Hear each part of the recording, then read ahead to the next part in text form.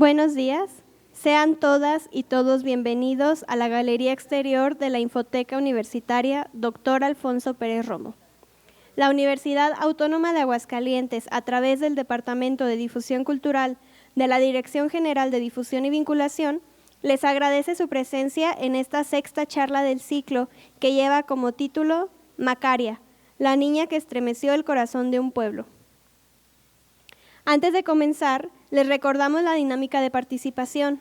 Este evento está siendo grabado, por lo que si desean intervenir con preguntas o comentarios, les pedimos hagan uso del micrófono. Asimismo, si se registraron previamente por correo electrónico o vía telefónica, no es necesario que vuelvan a escribir su nombre en las hojas de registro. Me permitiré leer la semblanza de la invitada del día de hoy.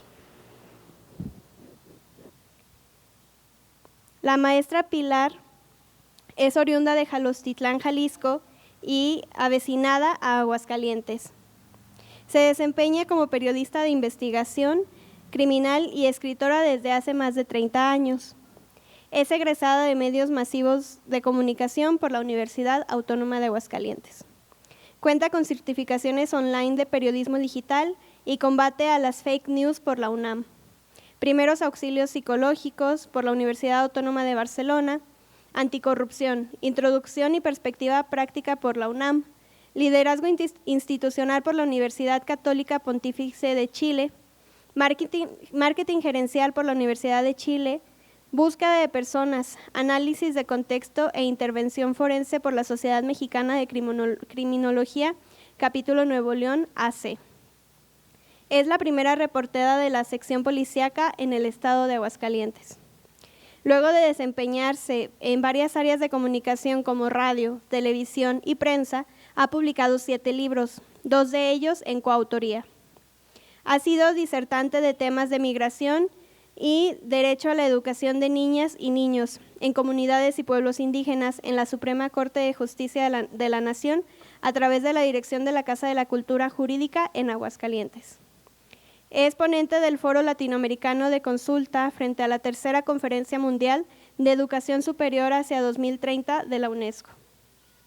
Es fundadora del Expediente 7, publicación digital de periodismo e investigación, e integrante del grupo de investigadores, académicos y coordinadora editorial de la antología Aguascalientes, en su historia política, gobernadores y prefectos, de 1835-2016, que coeditará la Universidad de las Américas y la Fundación Yo Amo la Lectura.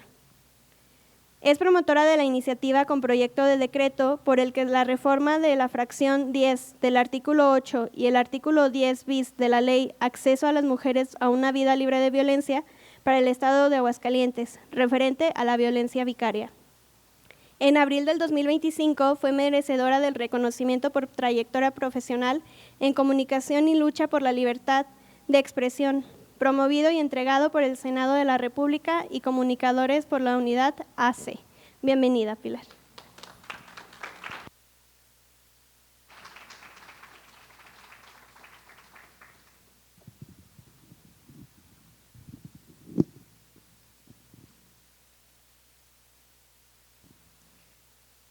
Buenos días a todos, me da mucho gusto estar en mi casa.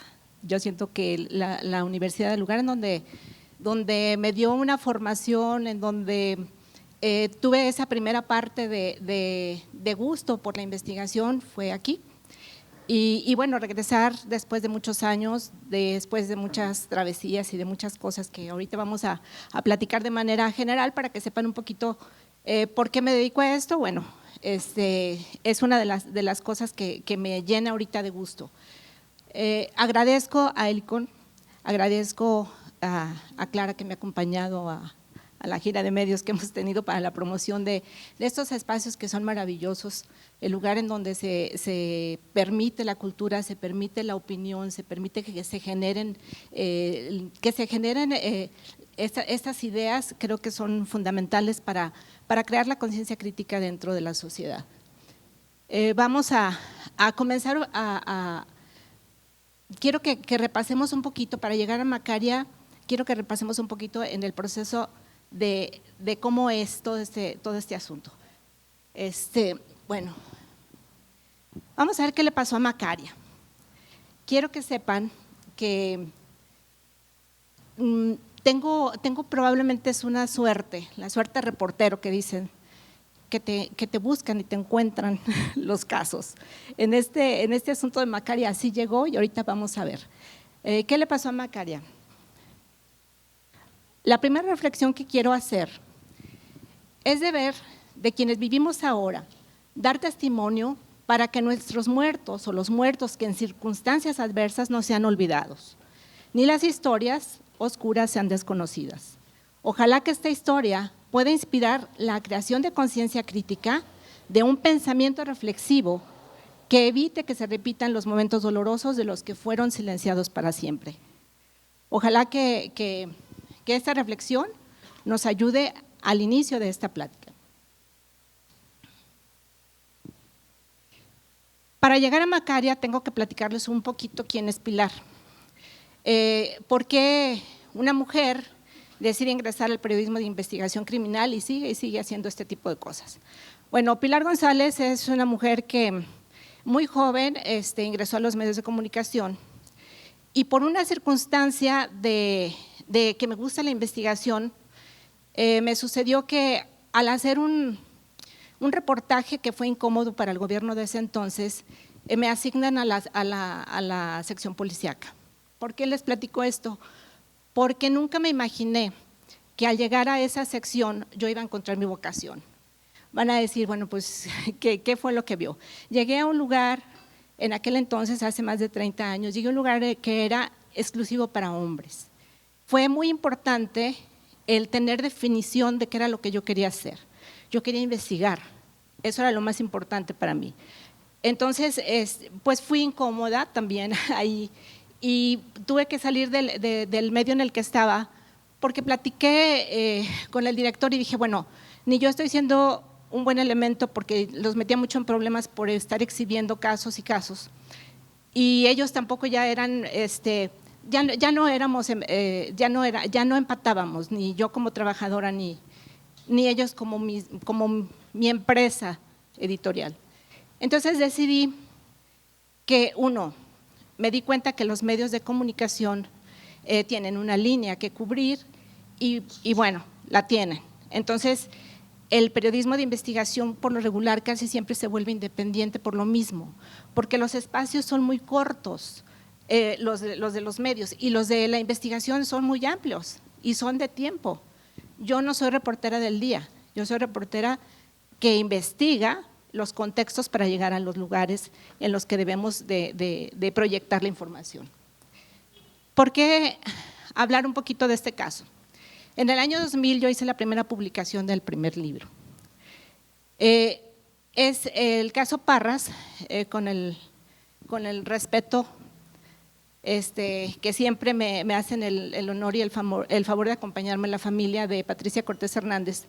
Ella fue ultimada el día 31 de agosto de 1991 aquí en Aguascalientes. Probablemente algunos de ustedes lo recuerden. Se hace la creación de un asesino, y digo se hace la creación porque eso fue el resultado de la investigación. Se hace la creación de un asesino que aparentemente era un asesino serial, que creo que en ese entonces ni siquiera se entendía lo que era el concepto, pero al hacer el análisis del expediente hay una serie de datos que presentan una historia diferente, tanto a la instancia histórica que nos estaba presentando la Procuraduría de ese entonces y la propia verdad jurídica que luego terminó siendo, ¿sí? Entonces, ¿qué es lo que tiene que ser el periodismo o el periodista de investigación? Irnos a estudiar primero, lo más importante es estudiar. Si uno no estudia lo que uno va a decir, luego vienen ahí las broncas, ¿sí? Tiene uno que tener la evidencia de lo que uno está diciendo. El caso de traición de madrugada tiene ese título porque el asesinato no fue a mediodía como se presentó en el dictamen ya oficial de la Procuraduría de ese entonces. El caso, por los signos cadavéricos que presenta la señora, nos data de que fue ultimada de 12 a 15 horas antes de esa auscultación. ¿Qué significa? Que cambia el modo de operar, ¿sí? No era un limosnero que tocó, entró a la casa a mediodía y se metió y la mató, la violentó y la mató, sino que ¿quién pudo haber estado a medianoche con ella si no era su exmarido, ¿no? Entonces, es un caso que queda, que se presenta ante pues hubo jueces, hubo muchos años, fueron 9 años de estar buscando el proceso, o sea, de que el proceso siguió, pasó por todas las instancias y bueno, no se sabe y se supo quién fue, sin embargo no hubo justicia para ese caso. Platico de esto por la fecha, vayámonos a esa fecha, fue 31 de agosto de 1991. Ahora sí, vamos a retomar qué va a pasar o vamos a conocer un poquito Macaria. ¿Cómo llega el expediente a mí? Les digo que los expedientes luego me tocan la puerta. En este caso fue así. En la Casa de la Cultura Jurídica tengo varios conocidos, varias amistades, y por lo regular ahí voy a hacer alguna serie de disertaciones, ¿sí? El tema es que llego yo alguna vez a hacer una disertación después de un año que una amiga me dijo, aquí hay un expediente que probablemente puede ser para ti, ¿sí? Y bueno, voy a la casa a hacer una disertación de migración, que es un tema que también trabajo, y resulta que cuando termino la disertación, paso por la oficina de mi amiga, estaba ella parada en la puerta y me dice, la niña te está esperando. Es en el archivo de la Casa de la Cultura Jurídica en donde rescato el expediente. La frase más importante del libro, me declaro que no es mía, porque creo que la frase más importante fue esa, ¿sí? Esa frase que a mí me mueve y me conmueve y dice, a ver, ¿cómo que hay un expediente que me espera, un expediente que es antiguo, que no sabemos ni de qué se trata, pero que tiene a alguien más de un año de estarle, dale, ya ven, y yo por ocupaciones y circunstancias nunca fui. Pues, ¿qué pasa? ¿Por qué me llama tanto la atención esto? Porque a mí me persiguen cosas de este tipo. Resulta que cuando yo leo el expediente, cuando voy a ver ese expediente, lo primero que encuentro en la segunda línea es la fecha, ¿sí? El caso Parras, 31 de agosto de 1991, y el caso Macaria, el 31 de agosto de 1891, exactamente 100 años, el mismo día. Y dije, esto es mío, necesito saber de qué se trata. ¿Sí? ¿Por qué? Porque es mucha coincidencia que sean 100 años exactos. Adelante. Y pues nos encontramos con un proceso penal. En la Casa de la Cultura Jurídica yo encuentro una tercera parte de la historia. ¿Por qué? Porque llegamos a un juzgado de distrito. Entonces empiezo yo a buscar, primero a rescatar qué dice el expediente. Es un expediente que se tiene que paleografiar porque es un expediente que data de 1892, porque ya es un proceso que lleva adelantado. El tema aquí es que yo encuentro la sentencia del Supremo Tribunal de Justicia y la del Juzgado de Distrito y la Suprema Corte de Justicia de la Nación. Cuando yo empiezo a documentar, me doy cuenta que obviamente está muy resumido. No encuentro datos iniciales del día de los hechos como tal, y me doy cuenta también que la historia está media complicada en el sentido de que al momento de presentar a un responsable, luego lo cambian. Ahorita les voy a mostrar exactamente en dónde hay una confusión de la persona que redacta y que me confunde a mí también y que bueno, me empieza a complicar. Porque el tema de haber llegado a este expediente es que narra la historia de una niña que es ultimada, que primero que todo que tenemos que ver este caso con los ojos de aquel entonces, no podemos verlo con los ojos de ahorita, ¿sí? Tenemos que trasladarnos a aquel entonces. ¿Podemos cambiar?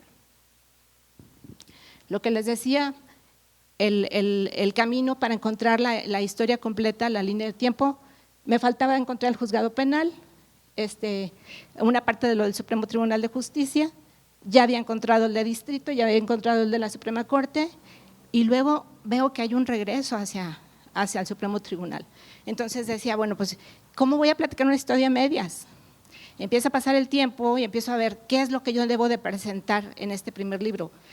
Y me di a la tarea de hacer un contexto de cómo pudo haber el pueblo recibido esta noticia. Eso es lo más importante, porque tenemos que ver cómo vivía Aguascalientes en ese entonces. Más allá de un valor jurídico, esta historia permite desentrañar dinámicas sociales, políticas y culturales del lugar, ¿sí? Sí necesitamos saber el contexto de aquel entonces, cómo se vivía, quiénes vivían, cómo pensaban, qué peso tenía la mujer, qué peso tenían los niños, qué peso tenían los hombres, para poder entender por qué se falla de la manera como lo vamos a conocer, ¿sí? Es un lugar, Aguascalientes, en donde había aproximadamente 30,000 habitantes. Era un pueblo chiquito que tenía aproximadamente 10 años de tener el tren, o sea, la llegada del tren era muy reciente. Entonces, había llegado una serie de enganchadores al pueblo, en el que venían y hablaban con los hombres y se los llevaban a hacer las redes, las vías, se los llevaban a hacer las vías del ferrocarril. Recordemos que era el tiempo en el que el ferrocarril se extiende por el país. Entonces decidí, por estas circunstancias, hacer una novela. Por lo regular, la novela lo que nos ayuda es a ingresar algunos elementos cuando no tenía yo la posibilidad de presentar una investigación totalmente que tuviera la evidencia plena, porque me faltaba parte de la historia. Entonces, ¿qué hice? Empecé a trabajar el contexto y el contexto se prestó muy bien para hacer una novela. La novela en la que empiezo a investigar cómo era el lugar, las huertas, cómo estaban las acequias, cómo era el Aguascalientes de aquel entonces. También quiero que sepan algo antes de continuar. Es la primera vez que lo platico con una presentación, entonces por eso me ven así que de repente me nordeo, pero bueno, es por eso, porque nunca en las 45 ocasiones que he presentado, lo había presentado así con una presentación de este tipo. Paula Ibarra, vamos a desglosar un poquito los personajes, les voy a decir cuáles son los ciertos y cuáles son los ficticios. Paula Ibarra es una persona que sí existió, es la mamá de Macaria, es una joven que seguramente fue violentada para poder tener a Macaria, porque ella tuvo a Macaria a no más de 13 años de edad. Entonces, yo creo que a esa edad ninguna mujer quiere ser mamá, ¿sí? Paula Ibarra, quiero también reconocer el trabajo de arte que me hizo el honor y el favor el maestro aquí presente, porque hizo un trabajo maravilloso. Yo quisiera, ahorita que terminemos, quiero que él se presente y quiero que nos platique un poquito qué hizo él para acompañarnos en este proceso. Entonces, Paula Ibarra existió, ella fue la mamá de Macaria y ella fue una mujer violentada a través de la niña. Doña Macrina en su momento fue un personaje que fue creado, pero que ya ahorita tiene nombre, ya ahorita ya encontré toda la historia, ya ahorita vamos a un segundo libro. Pero en ella, yo sabía que había esa mujer, pero no sabía ni su nombre, no sabía quién era. Ahorita ya la conocemos y la vamos a conocer en el siguiente libro.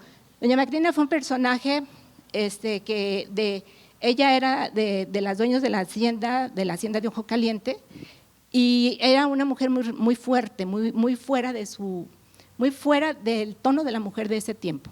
Entonces ella existió, ya hay cómo documentarla. La hacienda de Ojo Caliente, que la encontramos allá por Avenida Tecnológico, forma parte fundamental con los baños de arriba. La historia empieza desde allá, los baños de arriba, y luego camina por las acequias, las acequias que vienen por la Alameda, hasta llegar a los baños de abajo, que es los baños de los Arquitos.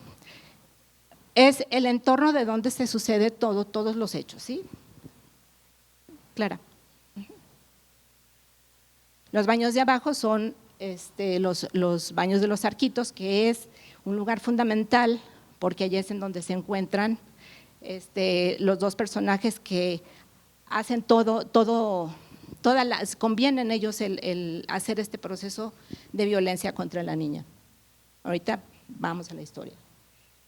Lo que decíamos del ferrocarril, Aguascalientes vivía esa revolución, porque además del ferrocarril era el mercado Calera y estaba en constante crecimiento, en constante evolución. Entonces, el ferrocarril fue fundamental en ese tiempo.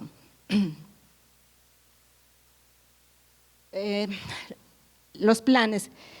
Para presentar dentro de la historia, presenté una boda de gente del pueblo y una boda de gente de la hacienda, que eran cuestiones distintas. En el caso de los planes de boda, había las famosas ordenanzas en la parroquia, en donde se iban bueno, creo que todavía se hace de que se presentan los novios para ver si no hay alguien que tenga una relación, que estén casados y demás. Las ordenanzas en aquel entonces eran fundamentales para las relaciones de casamiento.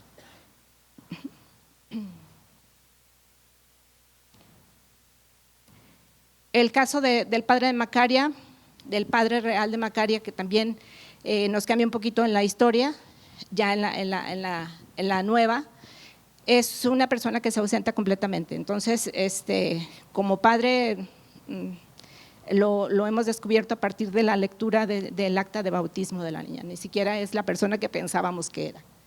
En cuanto a las premoniciones, presenté también en ese libro cómo era acudir a una bruja blanca y a una bruja negra, o sea, cómo se vivía en ese entonces, cómo era la vida rutinaria del pueblo, ¿no? Entonces, cómo era ir a querer saber cómo le iba a ir en la vida. Entonces, por eso presenté esta parte de las premoniciones.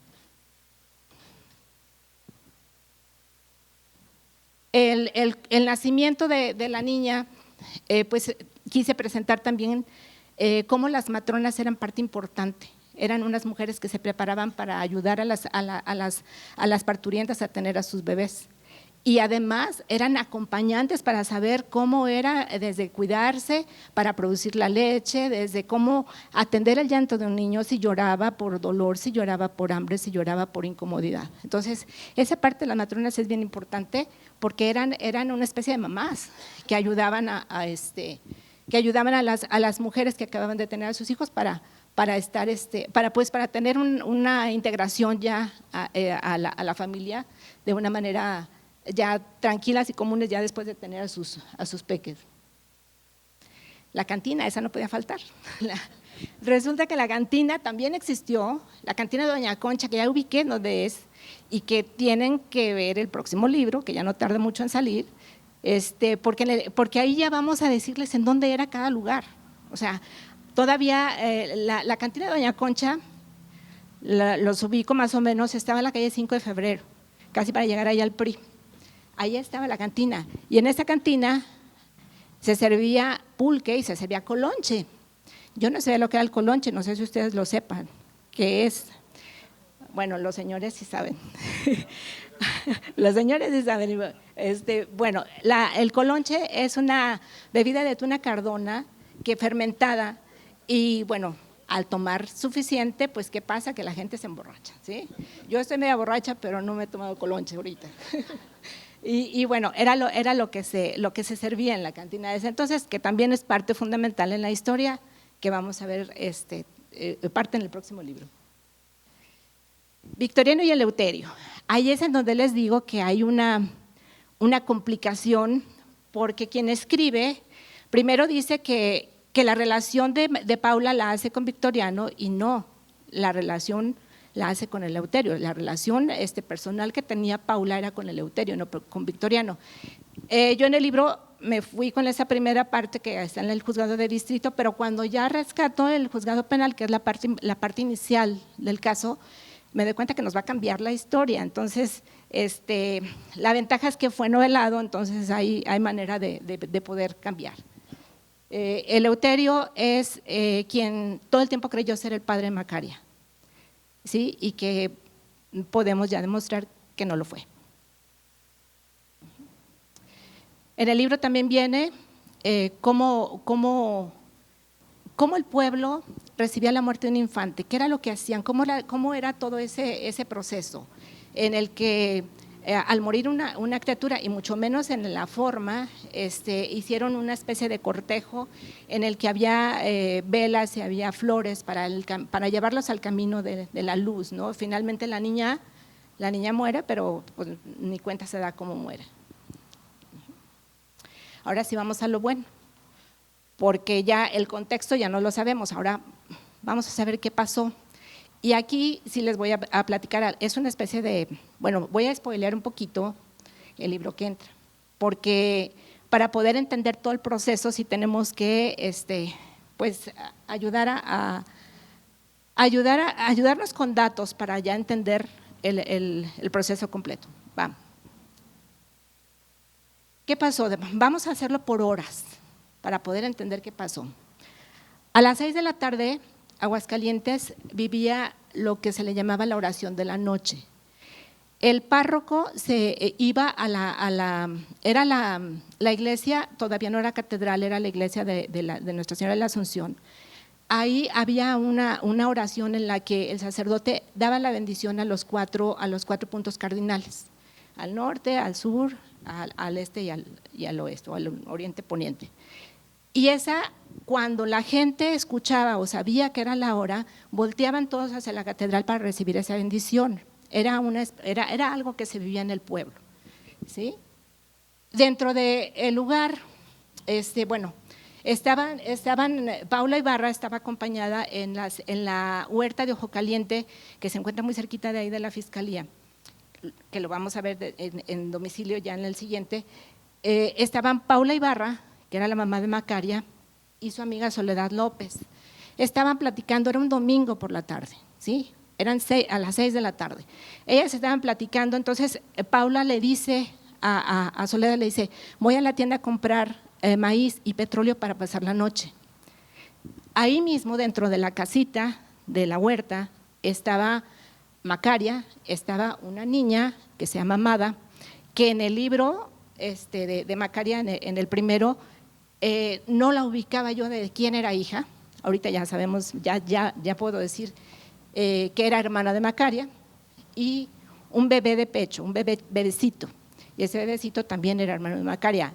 Piensen bien, Macaria tenía 6 años, su hermana tenía 7, ¿a qué hora nació la primera? O sea, si Macaria nació, o sea, era terrible, ¿no? 12, 13 años, y el bebé nació en abril y estábamos en el día 31 de agosto de 1891.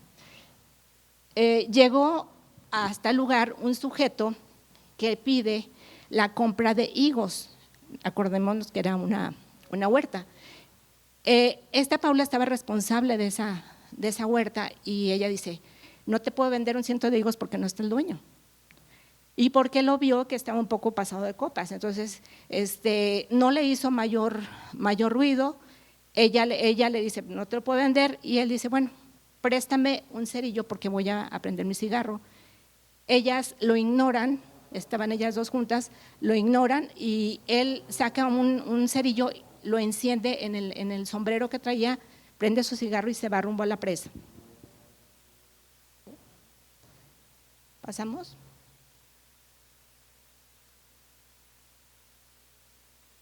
Paula y Soledad se encaminan hacia la tienda y ahí se despiden.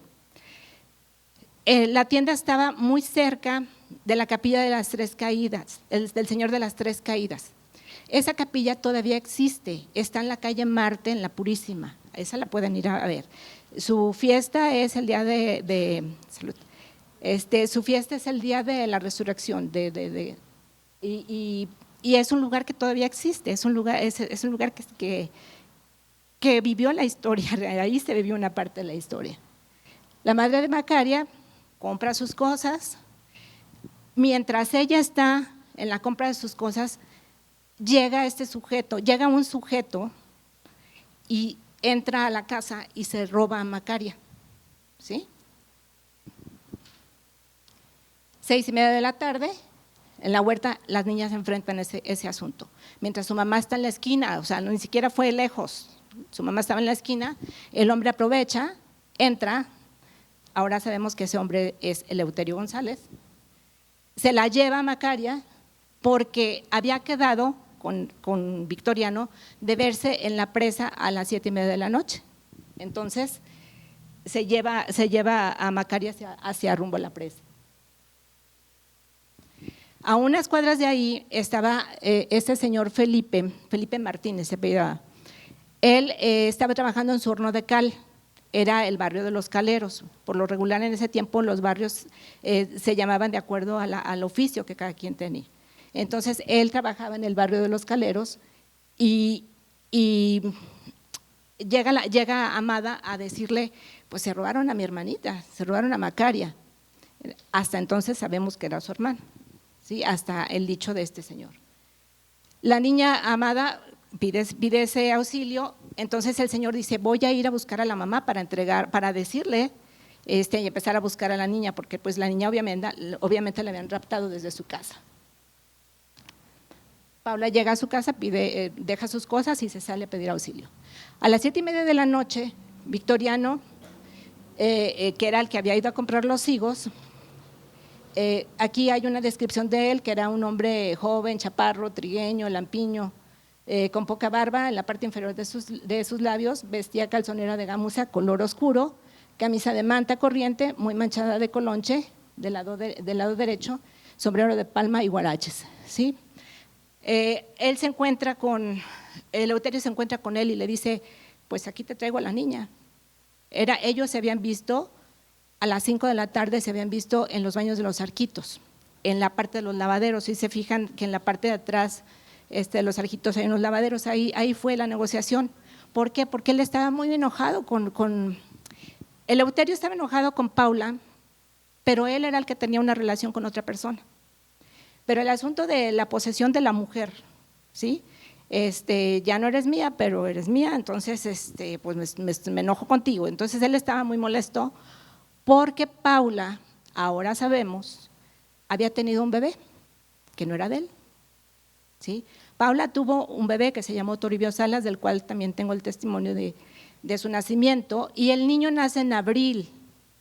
Probablemente sea parte del motivo de los hechos, ¿sí? El niño nace en abril de 1891 y a Macaria la matan en agosto, ¿sí?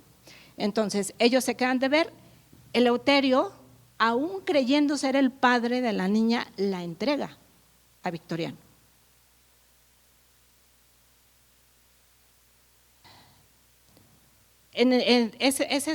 Yo trato siempre de que la comunicación que yo ofrezco sea con el respeto al derecho humano, o sea, es bien delicado trabajar este tipo de cosas. Victoriano hace una declaración muy pues lamentable, ¿no? Dice, él toma a la niña, la tira en una vereda ahí en la presa de los adoberos, que también batallamos mucho en encontrar y la estaba en nuestros ojos. La presa de los adoberos es donde está la fiscalía, en donde está el monumento al Quijote. Ahí era la presa de los adoberos, había una represa natural ahí que era la que ayudaba al riego de las huertas. Entonces, Eleuterio recibe a la niña, la toma en uso, que era el término que ahora le podemos dar a la violación, la toma en uso por completo, dice el expediente así, y cuando la niña se está moviendo, porque la niña ni siquiera entendía qué era lo que estaba sucediendo, cuando la niña se movía, él aprieta su cuello doble vez y la asfixia, ¿sí? Entonces él dice, la niña se quedó silencia, y como la niña se quedó silencia, él se levanta, se va y la deja ahí a su suerte, pero el silencio de la niña ya era la muerte.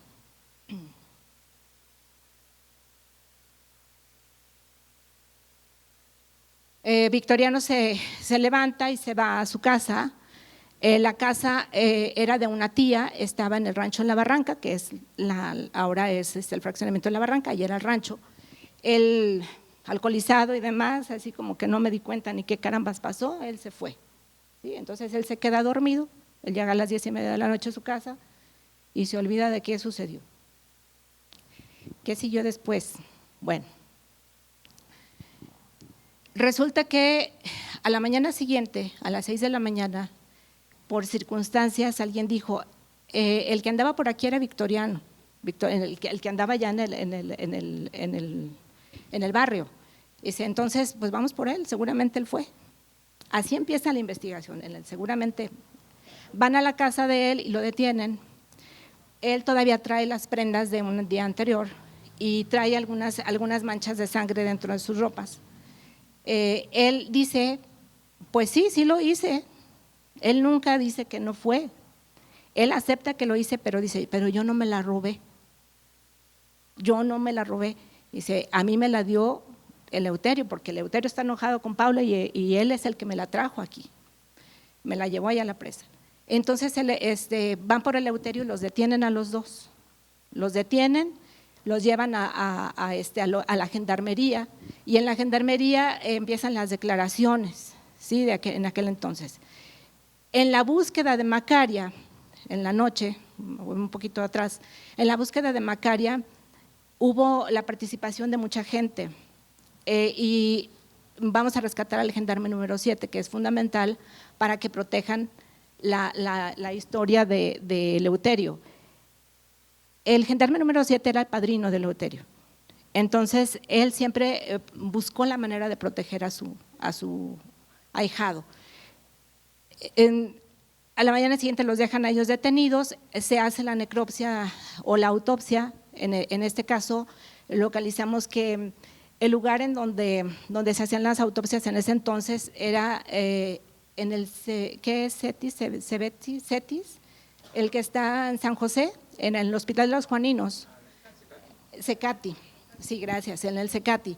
Ahí era donde se hacían las necropsias, todavía no estaba el hospital civil, era un hospital civil, todavía estaba el que antecede al Hospital Hidalgo. Y bueno, también ya fuimos a hacer ahí todo lo que van a ver en el próximo libro, que vamos a ver muchas imágenes y muchos los lugares de donde se sucedió este caso. ¿Qué sucedió ahí? Bueno, se hace la necropsia y resulta pues que la niña fue violentada de una manera terrible y empieza el proceso ya de legal en contra de estos personajes.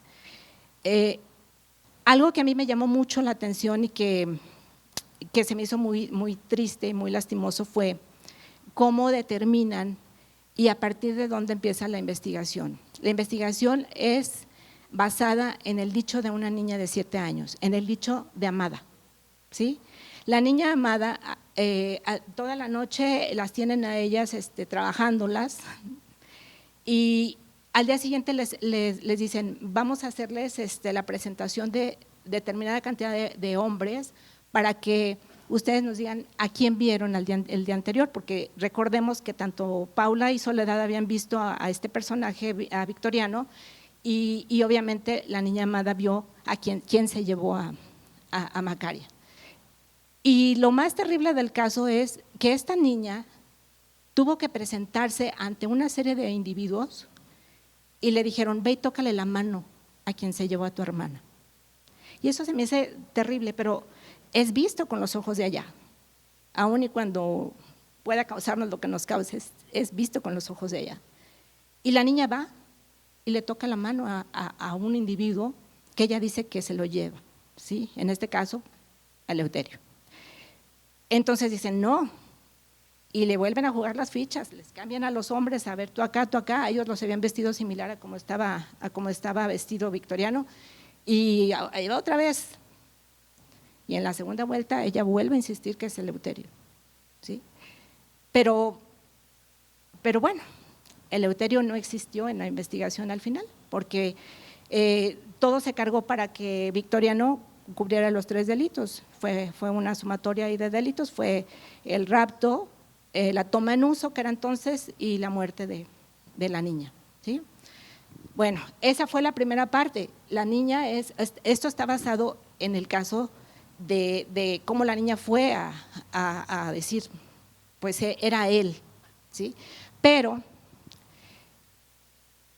sí sientan a Paula enseguida, y Paula, como era una joven que estaba muy dolida porque le habían matado a su criatura, Paula lo que hace es, media enloquecida, no entiende las preguntas. Entonces le empiezan a preguntar, oiga, ¿y usted vio a uno? Y ella decía, es que no entiendo. Es que no entiendo. Y le preguntaban y ella no entendía. Y eso está escrito. Entonces dice, ¿no entiendes? Ok. A partir de ese momento, a Paula la desacreditan y le dicen la Ibarra. En ningún momento el expediente tiene una relación diferente a así como la mujer. Es ella, ¿sí?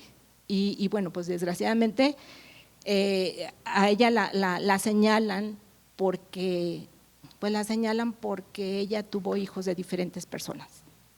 ¿Sí? Entonces imagínense, si la mujer en ese entonces no tenía en ningún momento valor, más aparte haber tenido hijos con con dos personas diferentes, eso fue, y tan chiquita, ¿no? O sea, como si quisiera, entonces pues ella fue señalada de una manera terrible.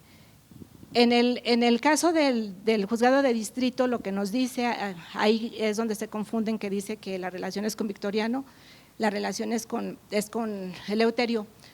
Y otra cosa que es súper importante, que también es un spoiler, es que pues Macaria no se llamaba Macaria González Ibarra. La niña no era González, no era hija de Eleuterio. Se creía, todo el proceso penal se llevó a cabo con el nombre de una niña que no existió, porque la niña se apellidaba de Luna. ¿Sí? Hay testimonio, todo eso lo vamos a presentar en el próximo. Entonces, Macaria González Ibarra en el fondo no existió como el nombre, pues, pero así fue su proceso. O sea, estamos rescatando la historia de una niña que existió, pero que legalmente no existió. Civilmente no estaba ella registrada, hay nada más el acta de bautismo. Entonces, bueno, ¿qué sucede con Eleuterio? Las historias de Eleuterio y las historias de Victoriano. Eleuterio, por ser el ahijado de este señor, pues es protegido, sí estuvo detenido y demás, pero su proceso pues lo dejan libre por falta de elementos de prueba, ¿no? Pero Victoriano sí cumple una pena. En aquel entonces Aguascalientes tenía, en Aguascalientes existía la pena de muerte. Cuando llega el expediente al juzgado de distrito es para apelar una sentencia que el Supremo Tribunal de Justicia había dado de pena de muerte para Victoriano, por las circunstancias. Pero en el caminito nos encontramos que en el juzgado, en el penal, se le da primero 25 años de pena a sentencia. Enseguida el Supremo Tribunal dice no, vamos a darle la pena de muerte, ¿sí? Llega ahí la presencia entonces de un defensor de oficio, que en ese momento era el presidente municipal, que también se podía, ¿sí? También vamos a presentar la prueba de cómo sí se podía eso. Era presidente municipal y era un hombre que se dedicaba a eso, se dedicaba a que sus clientes no los mataran. Y él hace un argumento bien importante que luego se va hasta la Suprema Corte, en el que dice, a ver, o sea, le quiso ayudar al compadre, pero bueno, con todo lo ayudó, pero vean cómo. Les dice, bueno, este señor, por ser indígena, ni idea tenía de lo que estaba haciendo. ¿Sí? O sea, pues lo ayudó, ¿eh? Lo ayudó porque finalmente fue un argumento que sirvió para que no le dieran la pena de muerte. Y bueno, pues ellos, el alegato es eso, se está violando el artículo 14 y 23 de la Constitución, porque la pena de muerte no se le debe de dar porque pues era indígena y no sabía qué estaba haciendo. Y bueno, pues se le da. Hacen su apelación y todo esto llega hasta la Suprema Corte de Justicia, en donde hay 11 ministros. Y de esos 11, 5 fallan a favor de la pena y 6 a favor de que haya una pena corporal. Entonces tiene que regresar el expediente hasta Aguascalientes al Supremo Tribunal, en donde vuelven a hacer todo el proceso y le dan 20 años, más 5 por la reparación del daño que se entiende en este entonces como una reparación de daño. Como él no tenía dinero, entonces esos 5 los hizo también con pena corporal, eran 25 años los que tenía que cubrir. Todo esto que le estoy diciendo es lo del próximo libro, se están llevando mucha información nueva. El tema de esos años que le dieron se cumplen de esta manera.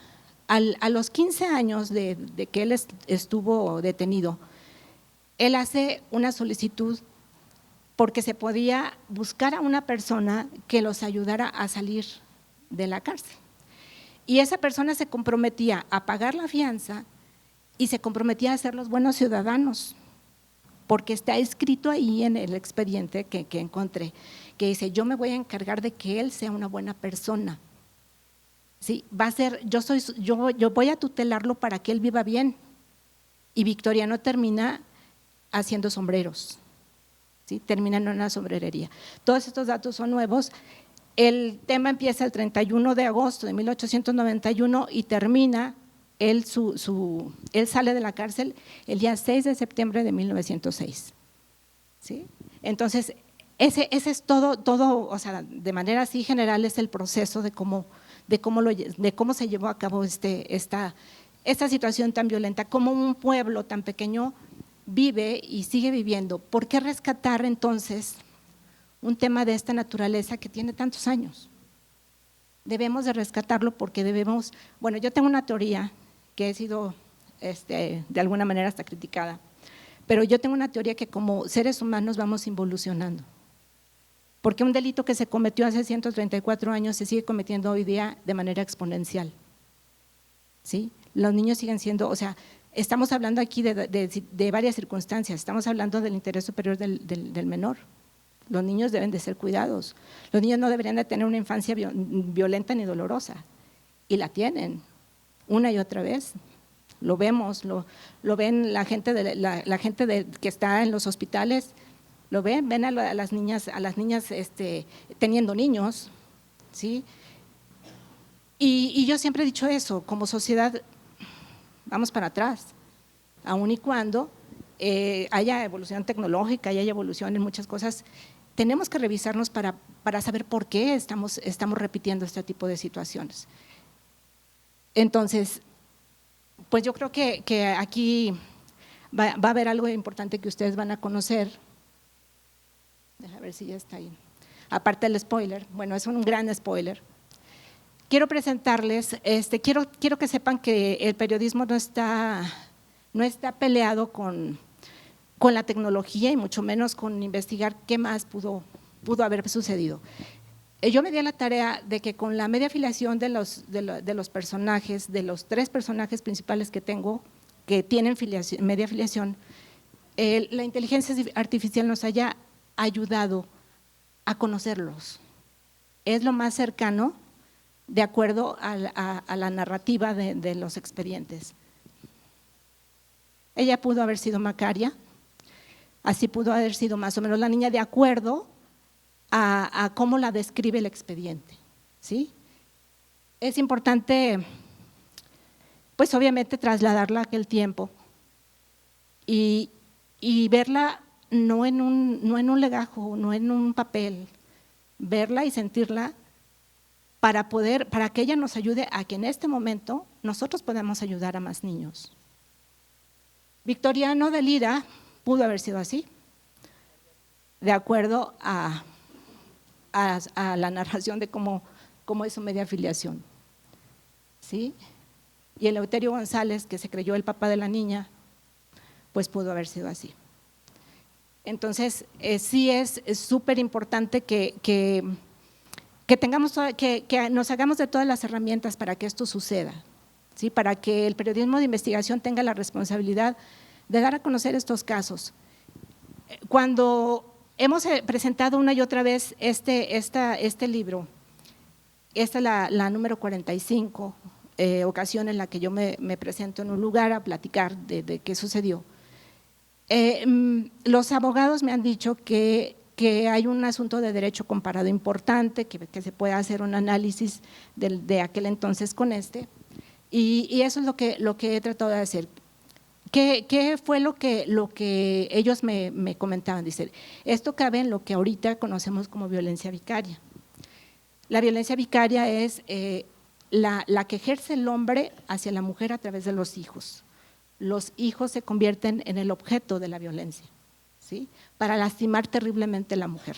Entonces, me di a la tarea de revisar cómo estaba todo este proceso en el país, que estados tenían ya su ley como debe de ser. Aguascalientes tenía una ambigüedad ahí interesante. Aguascalientes decía que era tanto de la mujer como del hombre, ¿sí? Pero bueno, el tema es ese. La violencia vicaria es la que se ejerce a partir del hombre, el que ejerce el hombre, ya sea pareja, expareja o que haya tenido una relación con la mujer, para violentarla toma en uso a los hijos y es una de las maneras en las que la ataca y la violenta. Cuando yo me doy cuenta que está mal redactado, y esa es una de las cosas que también he trabajado mucho y he platicado con los diputados con los que me he acercado, que es súper importante que tengan un buen redactor, porque, bueno, aquí hay gente que no me dejará mentir que cuando llegan a Ministerio Público, las personas, si no hay una ley bien redactada, hay muchas salidas para que los delitos no se sancionen. Entonces, me di a la tarea de hacer una iniciativa de ley que yo creo que está la propuesta que hicimos fue redactarla bien, porque creo que eso es lo más importante, redactarla bien, para ayudarle a toda la gente que falta, porque esto no se va a terminar de un día para otro. Si no tenemos conciencia, si no trabajamos en ello, si no hacemos que la gente se sacude un poquito y diga, empecemos a mostrar las violencias que cada quien vive, ¿no? Entonces, y está yo creo que a unas 2, 3 semanas de ya subir al pleno, y eso me da mucho gusto, porque el periodismo debe de servir para algo. El periodismo no nada más es el que comparte las notas, sino debemos de servir. Y finalmente el periodismo de investigación para eso es, para servir. Eso lo creo y creo que es posible porque lo hago. Entonces sí es posible hacerlo. Me da mucho gusto esta noticia que me dan, ya me mandaron cómo quedó redactado y me da gusto que nos hayamos entendido, porque cuando la primera vez que fui, me decía la persona que lo redactó, es que me costó mucho trabajo redactarlo, ¿cómo lo va a cambiar? Yo decía, pero es que no se trata de que sea tu redacción, se trata de que sea lo que es, ¿sí? Entonces sí tenemos que exijamos a nuestra, si nosotros, si ellos están para hacer las leyes, pues exijamos que las hagan bien, porque pues se ganan una buena lana, ¿no? Entonces, o mínimo que se hagan bien las cosas, ¿para qué? Para el bien común, de eso se trata la vida. Entonces, bueno, pues me gustaría a partir de aquí, ahora escucharlos a ustedes, es una manera muy general de presentar a Macaria, dentro de las actividades y los libros que traigo en mi haber, siempre van a ser expedientes que son reales, que la gente que ustedes leen ahí son gente que sí existió y que pues que de alguna manera lo único que estamos haciendo es darle voz a mucha gente que definitivamente ya no tuvo voz.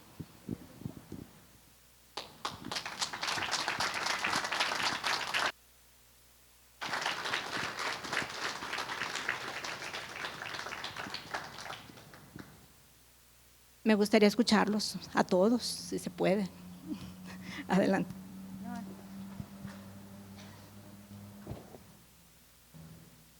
Muchas gracias por compartir esta historia, esta investigación.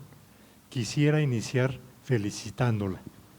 ¿Por qué? Porque para ser periodista de investigación se requiere valentía, esfuerzo, tenacidad y tal vez otros valores que en este momento se me escapan. Lo cierto es de que, de lo que yo he podido ver, el periodismo que investiga muchas veces no reemplaza, pero sí hace las tareas que debería de hacer el Estado. El Estado tiene muchas lagunas, muchas carencias, entonces no importa de qué época estemos hablando, parece que este es un ciclo con muchas deficiencias, y pues obviamente en esas deficiencias hay unas gentes que, siendo responsables de ciertos actos, pues salen sin ningún peso de la ley. Actualmente los enredos son más complejos y hay muchos intereses, a donde incluso los periodistas de investigación son amenazados. Los datos de muerte de periodistas de investigación son alarmantes. ¿Por qué? Porque en las diferentes sociedades, estoy hablando de aquí del país de México, sí, hay diferentes circunstancias complejas y desgraciadamente muy putrefactas, ¿verdad? En todos los sectores, ambiente político, sobre todo, en ambiente empresarial y en la sociedad en general. Entonces, ojalá y haya gentes que vengan atrás de usted para continuar esta labor, porque hay mucha necesidad de saber de las múltiples historias que no sabemos y que hay gente que sufre, ¿verdad? Entonces, repito, mi felicitación y admiración. Muchas gracias.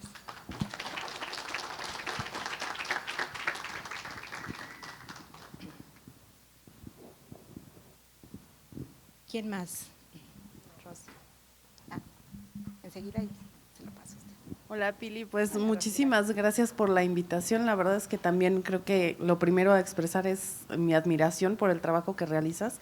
Creo que en un mundo en el que todo va tan deprisa, ¿no? El hecho de que alguien se detenga y tenga la paciencia y la tenacidad, ¿no?, que has tenido tú para reivindicar el caso de Macaria, ¿no?, es valiosísimo y también nos hace reflexionar, ¿no?, que en este mundo de repente pues todo, o sea, por lo vertiginoso de la vida, de repente pues no nos paramos a reflexionar que cada uno de estos casos pues conlleva relaciones, conlleva dolor, conlleva sentimientos, conlleva emociones, conlleva muchas cosas, ¿no? Y sobre todo también te quiero felicitar por esta parte de la aplicación muy, muy práctica y en la realidad actual de todo esto que tú has investigado, porque la verdad es que pues creo que esa utilidad que tú le das a práctica, ¿no?, en la parte legislativa, pues todos deberíamos estar muy agradecidos contigo de que alguien se haya tomado el tiempo de revisar, como dices, una ley y un concepto tan importante y en el que pues nunca sabemos, ¿verdad?, si pudiéramos llegar a estar involucrados en alguna situación en la que lo requiramos. Entonces, pues también mucho agradecimiento por la labor que realizas. Gracias. Es importante saber, en esta investigación yo tengo 8 años trabajando. Es una investigación que tiene un proceso largo porque hay que entender primero hay que encontrar, para encontrar fue todo un asunto, ¿verdad? ¿Por qué? Porque ya recorrimos todos los archivos, bueno, no todos, pero casi todos.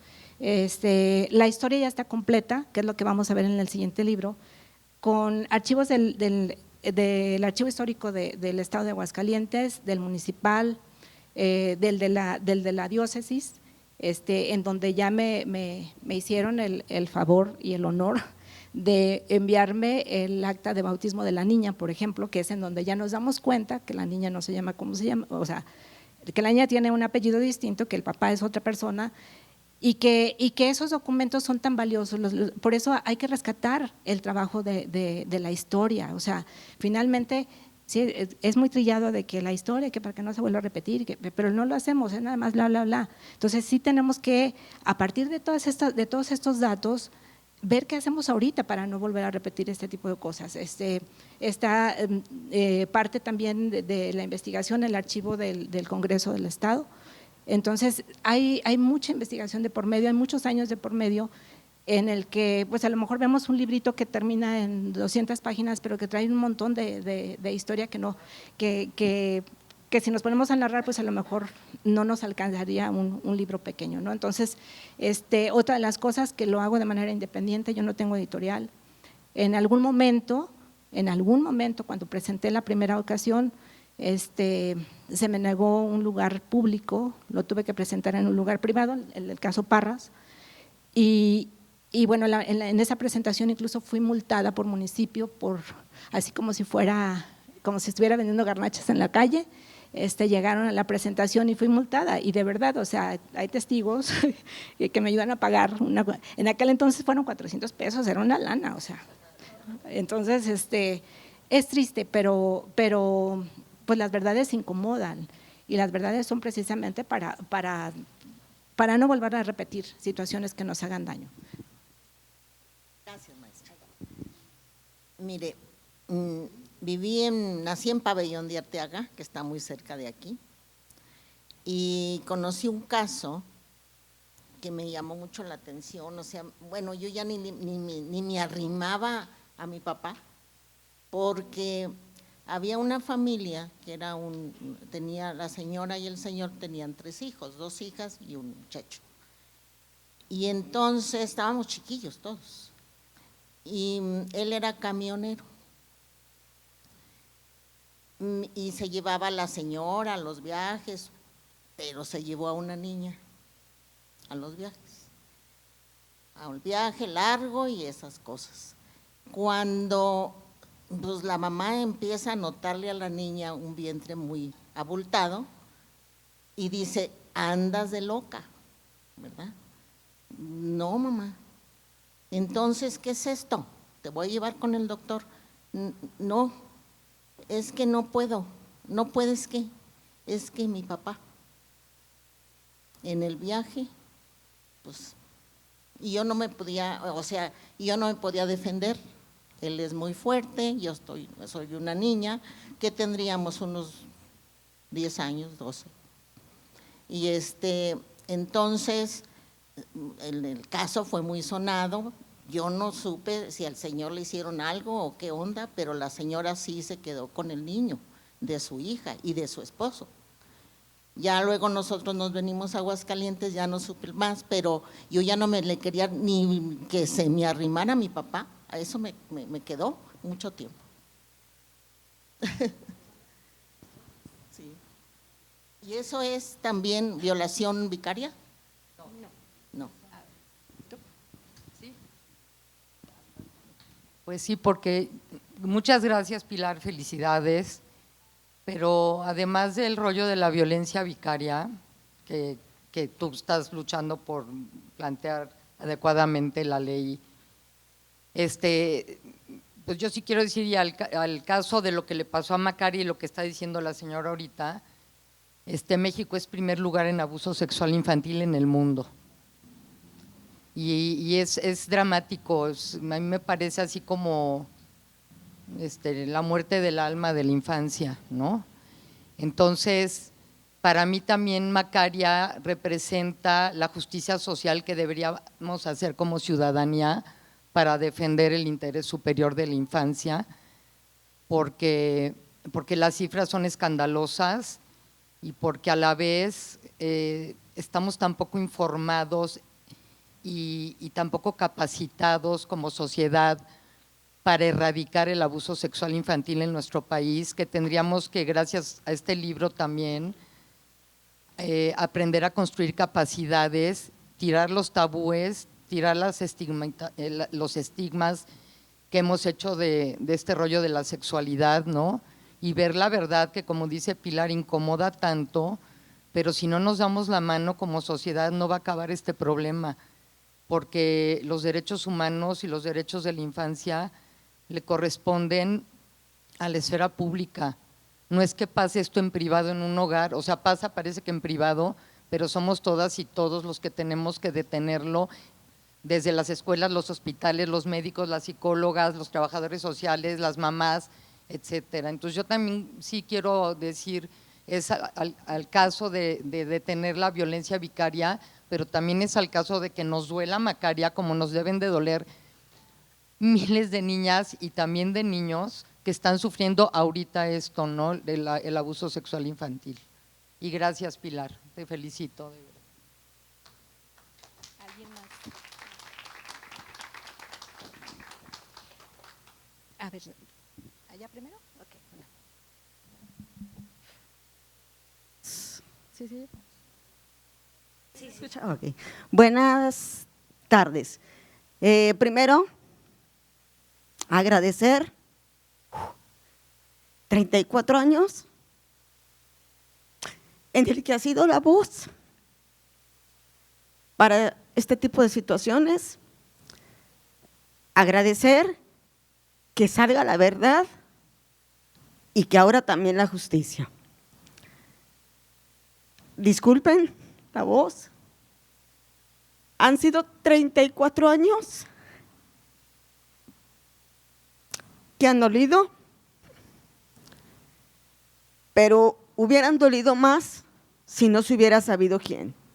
Buscar una aguja en un pajar. Hay una palabra que mi papá decía, que hay que buscar quién fue, comprobar plenamente quién fue. ¿Por qué? Porque así se nos quita un gran peso de encima. No se pudo lograr una justicia porque desgraciadamente hubo compadrazgos. Esperemos que tantos años han pasado, Macaria, fechas similares, muchas cosas similares, y agradezco plenamente, infinitamente, que se siga siendo la voz en aquel tiempo, con Macaria, con Patricia y lo que venga. Muchas gracias.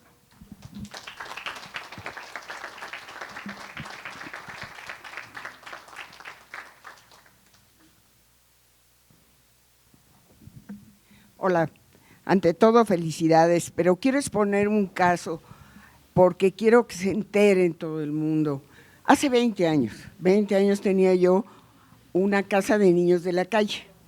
Esos chiquitos que ustedes ven que están pidiendo limosna en los semáforos, estos chiquitos viven en coladeras. Yo la casa la tuve en la Ciudad de México, tuve 2 casas. 18 niños, varones, niños, todos violentados, todos. Ningún niño te dice de dónde viene, de qué familia. ¿Por qué? Porque tienen pánico a que los regresen a su casa. Se salen precisamente porque son violados por el padrastro, por el papá, por el hermano, por el tío, y además maltratados. Un niño que tenía la espalda llena de cicatrices porque con la plancha lo obligaban y lo quemaban, no se dejaba tocar. Los niños los sacábamos de las coladeras y los convencíamos que se fueran a la casa con nosotros. Les ayudábamos, teníamos psicólogos, teníamos psiquiatras que nos ayudaban, y el DIF también nos ayudaba a lograr que encontraran alguna casa o alguna adopción. Pero nadie hacía nada por buscar a la familia, nadie hacía nada por ayudarnos a reencontrar el grupo, porque los niños no querían. Tuve el caso de un niño de 8 años que se sacó a su hermanito de 4 y al perro, y los 3 eran adictos a la mona, para sacarlos de la droga, porque todos ellos pues le entraban a la mona y al tiner, porque pues no había para dónde más. Esos niños, ¿cómo acaban? Después de vivir en esas casas, si no logran ser adoptados, son niños que la ley ni le importa, a la ley no le interesa. Solamente el DIF fue el que nos ayudó a que más o menos los niños, cuando tenían algún caso violento y demás, pues nos ayudaban a que los internáramos para que pasaran su adicción, pero nada más, nada más. Y de esos niños vimos muchos. Los enseñamos a leer, a escribir, a hacer que se respetara su propio cuerpo, pero nadie más nos ayudó, ¿eh? Y eso hace 20 años. Eso es lo triste, estamos hablando de la actualidad, y a nadie le importa qué es lo que pasa con esos niños. Y los recogemos, viven en la calle porque su situación en su casa ya no puede ser. Lo expongo para que veamos que todavía actualmente existe, y no nada más en niñas, niños. Gracias. Gracias a usted, gracias.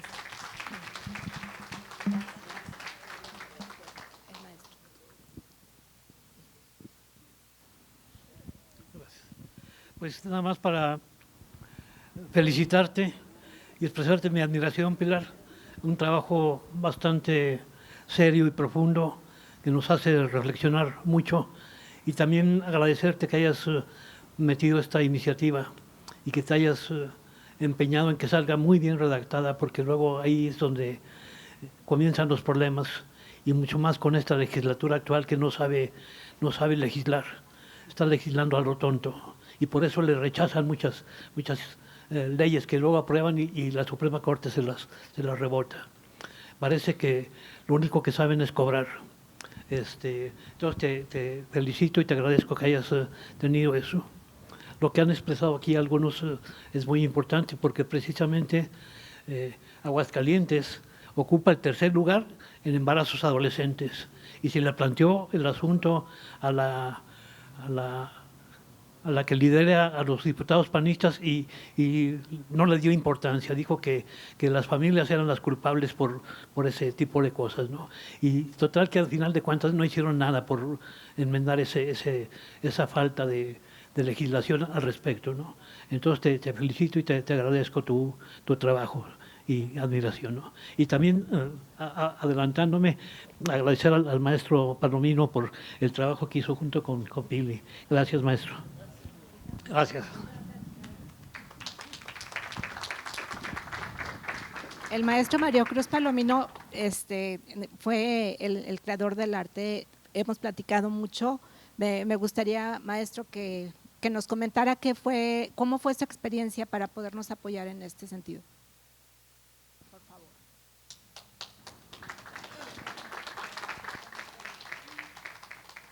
Muchas gracias. Buenas tardes, o días todavía, tardes ya. Bueno, miren, empezaré diciendo que pues, yo me sentí muy halagado que Pili me haya pedido que le ilustrara su obra. Yo no soy un dibujante profesional, ¿verdad? Soy un aficionado, un aprendiz. Sin embargo, aún así, ella tuvo esa deferencia conmigo. El hecho de haber empezado a dibujar lo que ella me encargó, pues empezó a influir en mi estado de ánimo. Créanme que pues también implicó un esfuerzo por interpretar lo que no conocimos, porque es histórico, porque es pasado, etcétera. Y tampoco existía la inteligencia artificial como ahora, ¿verdad? Todo fue hecho en base a inteligencia natural. Y bueno, pues en la portada del librito de Macaria, pues ahí está lo que lo que me imaginé cómo era la niña. Un poco diferente a lo que la inteligencia artificial nos da. Pero bueno, fue una experiencia extraordinaria porque fue durante la pandemia cuando empezamos a dibujar. Yo estaba recién intervenido de un problema del corazón y no podía salir porque estaba el problema muy grave en el exterior. Eso me sirvió de terapia para pasar los días sin la preocupación de lo que pudiera pasar con la pandemia. Y nos adentramos hasta que salió el encargo de Pili. Quiero decirles que además de lo que ya ella ha platicado, han pasado cosas curiosas, ¿verdad, Pili? Por ejemplo, la más reciente fue en la presentación en el Archivo Histórico. Estando en la presentación, yo estaba en el público como ustedes, y de pronto nos cayó agua, un chorro de agua, así literal, que nos bañó a 3 de los que estábamos ahí. No había llovido, el agujero no supimos cómo se creó, se subieron al techo, no había agua. Entonces dijimos, Macaria. Macaria nos está llamando la atención, ¿verdad? Nos está jaloneando las orejas,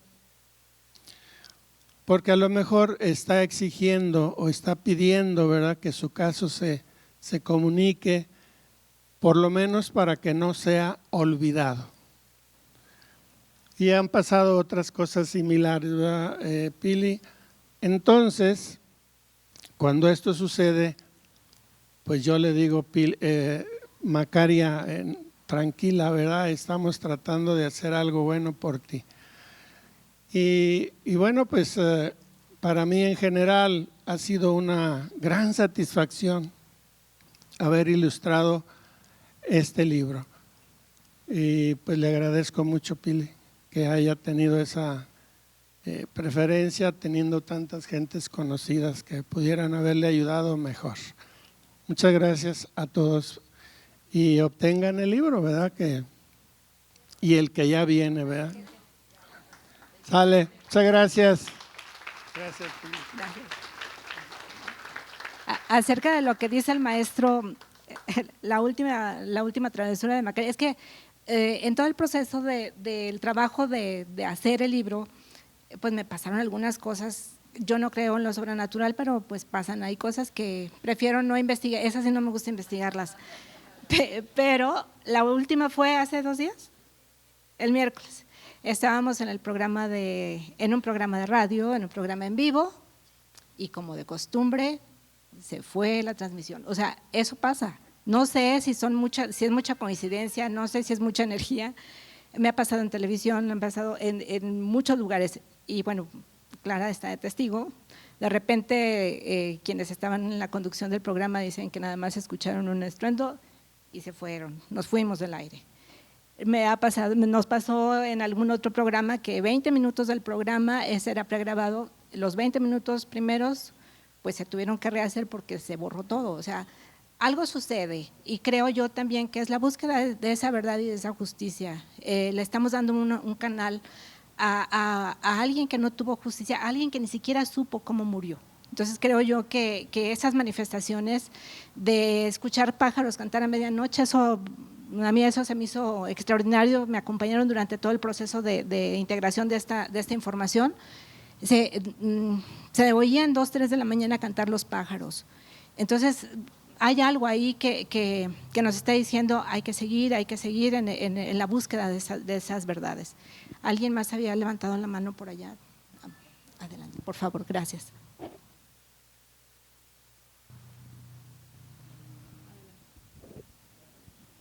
A mí me gustaría que este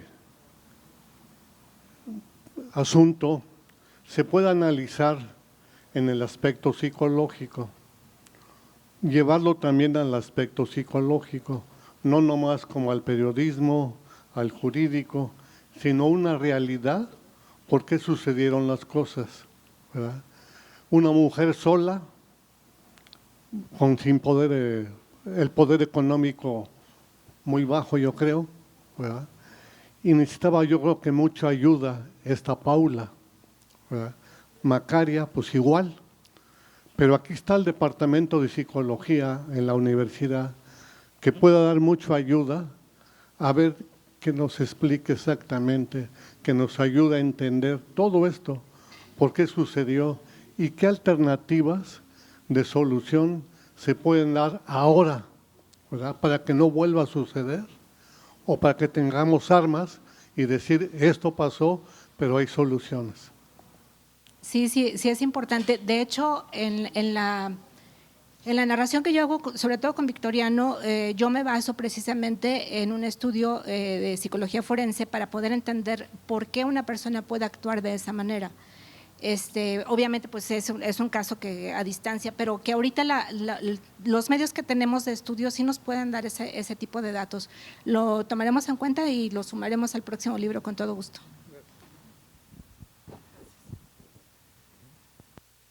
De aquí, bueno, allá y ahorita se lo paso. Pilar, qué gusto verte aquí, qué gusto escucharte, muchas felicidades por esta plática. desde la primera vez que yo te escuché hablar sobre Macaria, una de las cosas que más me llamó la atención fue el término tomar en uso a la niña. Creo que el lenguaje es sumamente importante en la sociedad y creo que jurídicamente hablar de tomar en uso deshumaniza a la víctima y la pone en un lugar de cosa, tanto para la justicia como para la sociedad.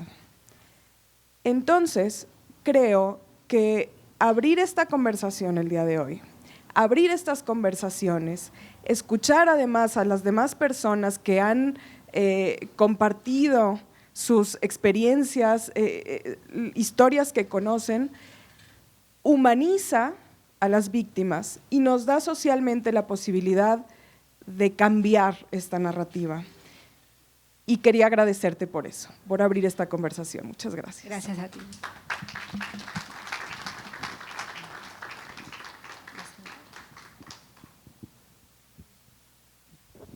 Buenas tardes. Muchas felicidades, Pilar. Muchas felicidades por esta oportunidad que tenemos de escucharte.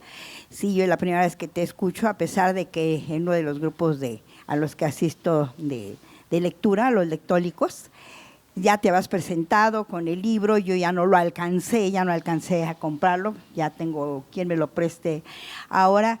Sí, pero escuchar esto me mueve muchas emociones, como yo creo que a todos. Tuve la oportunidad de estar durante 50 años conviviendo con jóvenes de secundaria. Y pues ya se imaginarán todo lo que viví, en todo lo que conocí de esos jóvenes, y que hay veces que nos llegaban casos muy fuertes que primero, bueno, pues se daba cuenta el maestro o la prefecta, o luego llegaba ya a trabajo social, y ya cuando era ya muy fuerte y que estaba realmente que pues como era cierto lo que decían, me la pasaban a mí. Y entonces yo ya teníamos muy pocas herramientas. Sí, yo apenas tengo 9 años de haberme jubilado. ¿Sí? Entonces no tiene tanto tiempo que ocurrieron estos hechos. ¿Sí? Cuando llegamos a mí, con la única experiencia, porque no tantas herramientas que tenemos, porque pues no nos daban tantos cursos como ahora, parece ser que, bueno, ya tiene tiempo que están dando, se les hablaba a los papás, ¿verdad? Lo primero, que tener en contacto con los papás para decirles del hecho, porque hay veces que pues la niña que se cortaba, en ese tiempo empezaban los retos en redes sociales y a cortarse los brazos. Y cuando se les planteaba a los papás, tenían una forma muy curiosa de reaccionar, de enojo, de casi golpear al joven o a la jovencita, y déjalo, nosotros lo vamos a ver. Necesitamos que cuando en este seguimiento, que si los pasan, por ejemplo, al DIF, o nosotros les dábamos alguna orientación, que nos den el seguimiento, ¿verdad?, de lo que están haciendo. Nunca lo hacían. ¿Sí? A pesar de que era uno de los motivos para que ella siguiera, la persona siguiera en la escuela y poder hacer algo realmente por ellos, ya no se hacía. En los casos de cuando había abuso por los adultos, que eran normalmente los docentes, ¿sí?, todo se quedaba, lo paraba el padre de familia, ¿sí? Entonces, a mí lo único, porque a veces cínicamente me decía el maestro, haga lo que quiera, maestra, ¿sabe qué? Si quiere cambiarme de escuela, haga lo que quiera, porque sabían que pues de alguna manera eran intocables, ¿sí? Entonces, pues mi única herramienta era jurídico, y pues lo que hacían era pues mandarlos a otras escuelas, a seguir conviviendo con estudiantes, y normalmente pues nunca pasaba nada.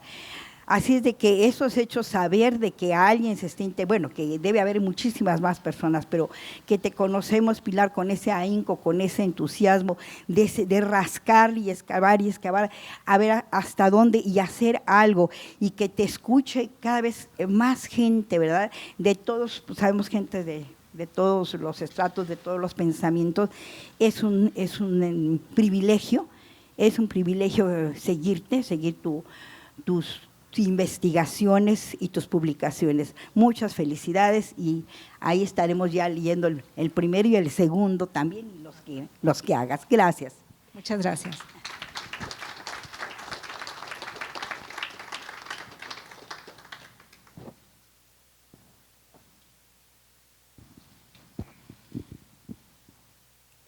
Bueno, si no hay más participación por parte del público, le agradezco infinitamente a la maestra Pilar González por su participación en este espacio universitario e invito al doctor Ismael Manuel Rodríguez Herrera, director general de Difusión y Vinculación, para la entrega del reconocimiento.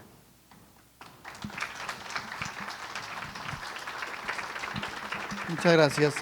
Bueno, pues unirme a la felicitación por el trabajo, por el compromiso, por la tenacidad.